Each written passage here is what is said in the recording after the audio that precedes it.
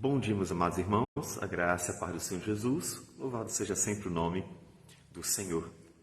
Deus criou todas as coisas, mas também Ele deu uma direção para a sociedade, de forma que aquilo que nós vivemos, a vida comum, tem a ver também com uma criação de Deus. Portanto, Deus não só criou e soltou o homem, mas Deus criou dando já uma direção. E é por isso que nós vivemos no mundo como um todo uma vida social muito semelhante a respeito de vários aspectos. E o Senhor deve ser, portanto, louvado não só pela obra da criação, mas também pela própria vida social.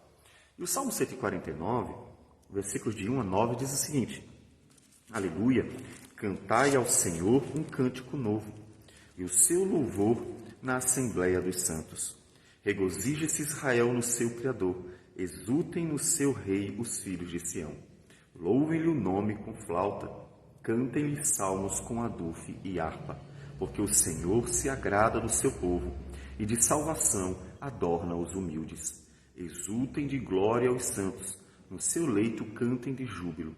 Nos seus lábios estejam os altos louvores de Deus, nas suas mãos espada de dois gumes, para exercer vingança entre as nações e castigo para sobre os povos, para meter os seus reis em cadeias e os seus nobres em grilhões de ferro, para executar contra eles a sentença escrita, o que será honra para todos os seus santos.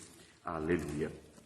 Nós estamos concluindo o livro de Salmos, e o penúltimo salmo é também um cântico de louvor ao Senhor.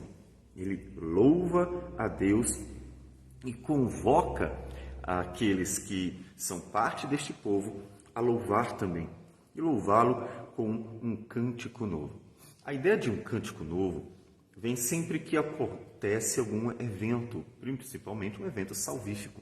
Ou seja, nós, quando encontramos em Êxodo Moisés cantando ao Senhor, nós encontramos um cântico porque algo maravilhoso havia acontecido. Deus livrou, salvou, libertou Israel de Faraó e dos egípcios. Então eles tinham um cântico novo para cantar, eles tinham uma razão nova para cantar um novo cântico. Ou seja, o cântico, ele descreve algo, o cântico, ele fala de algo. Observe que os louvores de Israel não são louvores vazios. Os louvores de Israel são algo consciente e que descrevem algo que Deus operou. Portanto, cada cântico, ele manifesta aquilo que Deus fez no meio do seu povo, glorificando assim o nome do próprio Deus. Então, Deus deve ser louvado, e cada vez que Deus manifesta a sua graça, seu poder, sua salvação, ele deve ser louvado no meio do povo dele. E o povo do Senhor, na Assembleia dos Santos, ou seja, o povo de Deus como um todo, deve fazer isso. Nós devemos louvar a Deus na vida pessoal, nós devemos louvar a Deus junto ao povo dele, junto ao que ele chama de Assembleia, ou seja, que é a congregação, que é a igreja, que é o povo reunido. E eles devem louvar a Deus, estando atentos às obras do Senhor e também às obras na vida social. Ou seja, nós que já falamos de louvar a Deus por causa da criação, agora falamos de louvar a Deus por causa da vida do povo. O Deus que esteve presente. Regozije-se Israel no seu Criador, o Deus que criou todas as coisas, mas que também formou uma nação.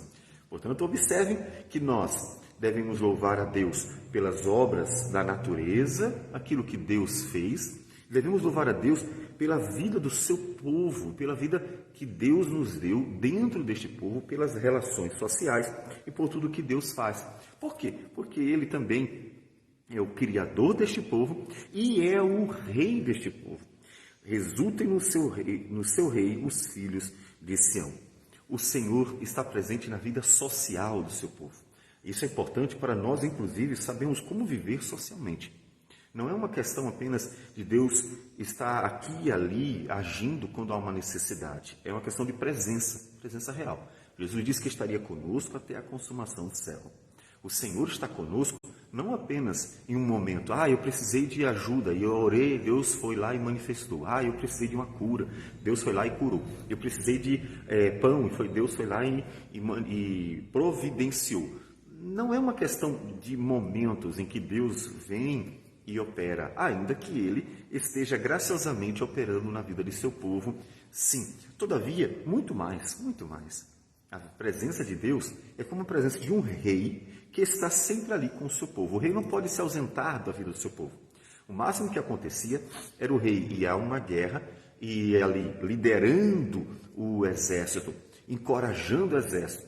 Ele ia para trazer vitórias sobre os inimigos, a vitória para o seu povo, e então ele retornava. Ou seja, o rei não pode se ausentar, porque o rei é aquele que encoraja o povo, o rei é aquele que dá direção ao povo, o rei é aquele que até julga o povo, porque o rei sempre era o juiz que estava na instância maior, que julgava as causas maiores. Então o rei tem que estar presente. Por isso o Senhor Jesus está presente sempre. O Senhor Jesus, ele anda com o seu povo, ele está no meio do seu povo. Então, há uma relação entre a vida social do povo do Senhor, a nossa vida social e a presença do próprio Deus. E nós devemos louvá-lo dentro dessa vida social. Ele está presente, ele está junto. E isso muda um pouco as coisas, porque quando nós vemos que o nosso Senhor está presente, quando nós contemplamos a sua presença pela fé, sabendo que Ele está no meio do seu povo e que Ele está dentro dessa sociedade, então nós precisamos nos comportar em acordo com essa presença e louvá-lo, portanto, o tempo inteiro. Ele está aqui. Seria como se uma autoridade respeitada viesse para o meio, digamos, da igreja ou de outro grupo, e então as pessoas se comportassem com aquele respeito por saber que aquela autoridade está ali presente. É normal que isso aconteça.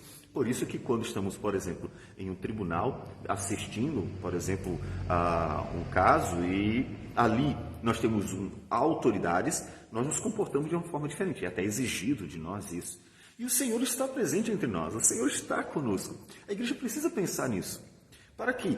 Para que viva de acordo com essa presença graciosa, de forma que nós glorifiquemos a Ele. É claro que essa presença não é para nos aterrorizar, não é para que nós fiquemos amedrontados, mas é uma presença abençoadora. Só que ao mesmo tempo que é uma presença abençoadora, porque ele diz, porque o Senhor se agrada do seu povo e de salvação adorna os humildes, é ao mesmo tempo a presença do Senhor. Ou seja, o amor de Deus, a graça de Deus, a misericórdia de Deus, não anulam que Ele é Deus. Ou seja, nós devemos viver para a glória de Deus, nós devemos estar honrando a Deus, mas ao mesmo tempo sabendo que Ele é o Deus abençoador, gracioso. Então Ele está no meio do seu povo, para ser louvado por este povo, para estar abençoando este povo e, portanto, também para ser aquele que vai ser honrado por este povo. Não poderia ser diferente, tanto pelo amor que Ele dá, quanto pelo fato dele ser o Deus Criador dos céus e da terra. E o Senhor abençoa o seu povo que anda humildemente. É muito importante observar que sempre a Escritura vai apontar as bênçãos de Deus sobre os humildes. A arrogância é algo que Deus odeia, soberba, a vaidade, a ganância, orgulho, coisas estas que estão sempre ofendendo a Deus, porque elas são uma negação da própria realidade de quem somos apenas pecadores pequenos, e são sempre uma forma de usurpar a glória de Deus. Então Deus abençoa os humildes, os pequenos, aqueles que esperam, aqueles que confiam, aqueles que sabem que são pequenos, que não merecem nada, não aqueles que acham que são alguma coisa. Então Ele abençoa, Ele adorna de salvação os humildes. Então exultem de glória os santos no seu leito, cantem de júbilo. Se alegrem no Senhor, louvem a Deus. A presença de Deus no meio do seu povo deve fazer com que essa presença torne o povo uma bênção. Um povo que se alegra em Deus, um povo que vive para o seu Deus. Não deveria ser, de forma alguma, a vida social do povo do Senhor, uma vida cheia de confusões, problemas, que Paulo, inclusive, vai combater no Novo Testamento, em várias das suas cartas, dizendo para as pessoas, olha, vejam como Jesus andou humildemente, olha, amem uns aos outros, vocês precisam se abençoar, se esforcem diligentemente por preservar a unidade e assim por diante. Por quê? Jesus está presente, nosso rei, o criador do povo do Senhor e também o rei dos filhos de Sião. Ele está no meio, vocês têm que se comportar como tal. Então, saber que o Senhor está presente, o que é constantemente confirmado pela ceia do Senhor, que nos remete a essa presença do Senhor, deve conduzir o povo do Senhor a estar vivendo como ele estando presente. Viver respeitando essa presença graciosa. E isso fará com que você, obviamente, seja uma bênção dentro dessa vida social do povo do Senhor.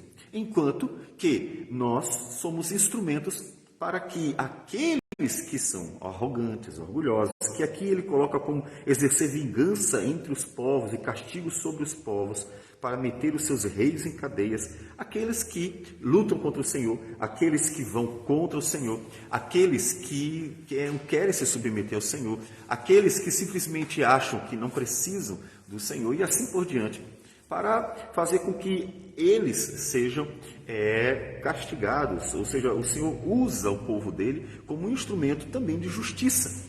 E isso em nossos dias acontece por meio do ensino, da pregação, do anúncio da palavra. Sempre que nós anunciamos a palavra de Deus, nós estamos manifestando a justiça de Deus e tornando as pessoas mais indesculpáveis ainda.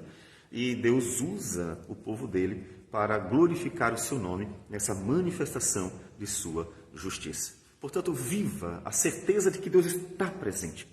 Viva a certeza de que Deus está no meio do seu povo, para que você viva para esse Deus, para que você honre o Senhor, para que você glorifique o nome dele, como estando presente, porque ele de fato está. Um Deus gracioso e abençoador, que está presente no meio do seu povo, para ser glorificado e para abençoar este povo. Vamos orar ao Senhor. Senhor Deus amado, bendito o teu nome. Nós agradecemos porque o Senhor está conosco.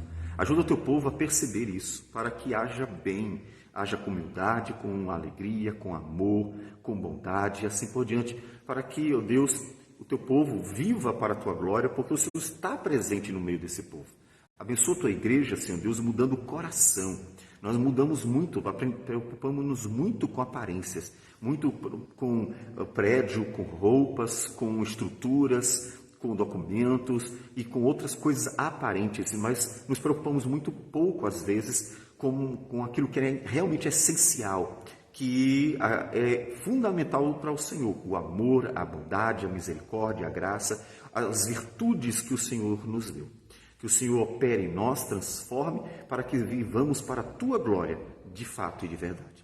Receba a nossa oração e abençoa a tua igreja, em nome do Senhor Jesus. Amém, Senhor. Que Deus abençoe a todos e tenha um bom dia.